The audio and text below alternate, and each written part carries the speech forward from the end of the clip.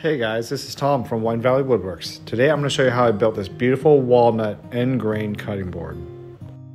First off, I want to thank you so much for watching this video. I am so blessed to be a woodworker and to have the ability to share what I do with you and to build awesome boards for people all around the world. This board is for a client in New York City. Whether you're on the other side of the country or if you're my next door neighbor, building a board for you is not something I take lightly, and it's something I'm very honored to do.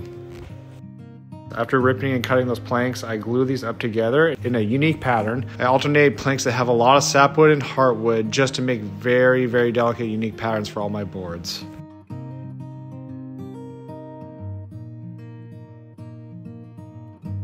The last step of the day is to clamp all the planks together. I let the wood glue dry for about 24 hours. The wood glue is dry. Now it's time to mill this board down flat.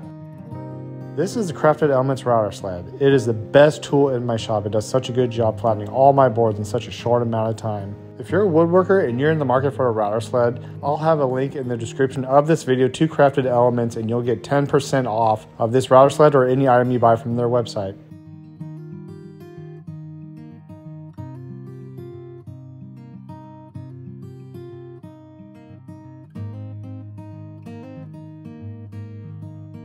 Another great tool in my shop is my drum sander. It does such a great job. It saves me so much time. It gets everything super smooth before the next flip stage. Just using my crosscut sled here to make a perfect 90-degree cut down the side of my board before I start cutting planks to flip this board from edge grain to end grain. Okay, if this is your first time watching a cutting board video, you're probably thinking, what the heck am I doing right now? I'm just cutting this board up and flipping it 90 degrees so I get unique patterns. This will make sense at the very end of the video. Just keep watching, I promise. This process of the build is called flipping from edge grain to end grain. Most cutting boards that you see in big box stores are edge grain. They do just a fine job, however they're really tough on your knives and they dull them out fast. That's why I like to make boards on end grain. They're easier on your knives. The end fibers of the wood just have a lot more give and they don't dull out your knives quite as fast. After this final glue up, I'm clamping for another 24 hours before I continue on to day 3. Guys, you've made it this far in the video. If you like what you're watching, please like, subscribe, comment, share. This helps the YouTube algorithm and it really does support my business. Thank you so much for your help.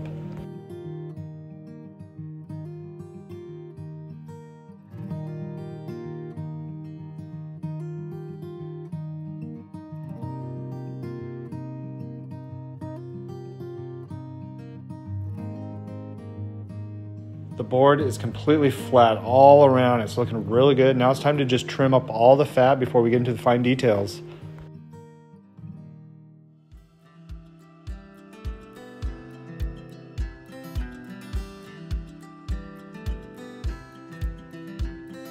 I'm using my router table here just to make handles. I definitely do not do this in one pass. It takes multiple passes because I want to be nice to my tools.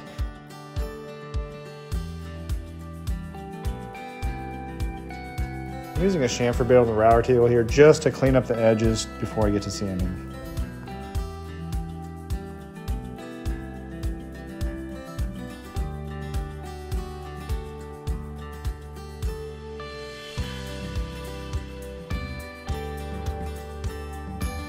This tool is the absolute best kept secret in the woodworking industry. This is a juice groove scraper. It has measurements on each corner so you know how wide of a scrape you're getting. My client didn't want juice grooves in this board, but fortunate for me, I still decided to use this to clean up the handles. Cutting boards should have 3 functions. They should look good when you're not using them, they should be durable when you are using them, and they need to feel good in your hands. That's why I take so much time sanding the handles. The absolute worst but most rewarding part of a cutting board build by far is sanding. What I did was I traced out a pencil on the surface of the board on each edge, and I don't stop sanding until the pencil marks are completely gone for each grit.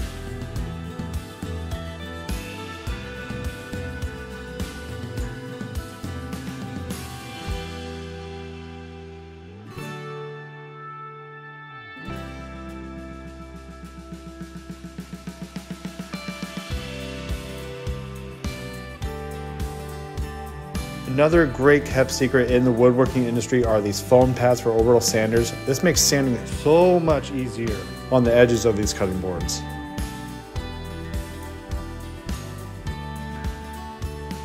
I'm water popping the grain on the cutting board in between each sanding grit. That way the board gets super smooth.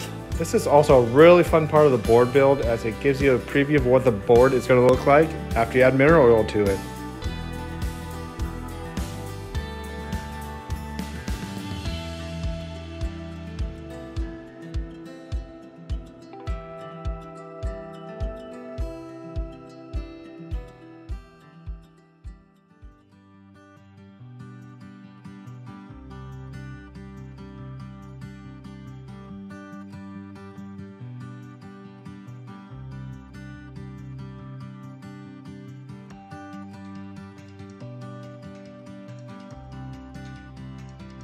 The most rewarding part of this build is adding mineral oil, followed by board conditioner. I let the mineral oil dry for about 2 days before adding board conditioner.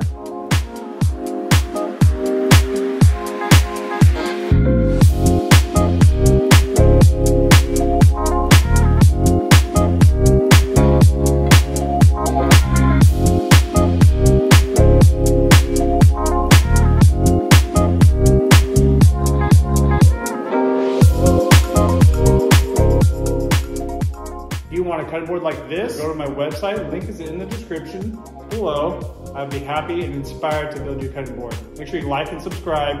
Thanks for watching.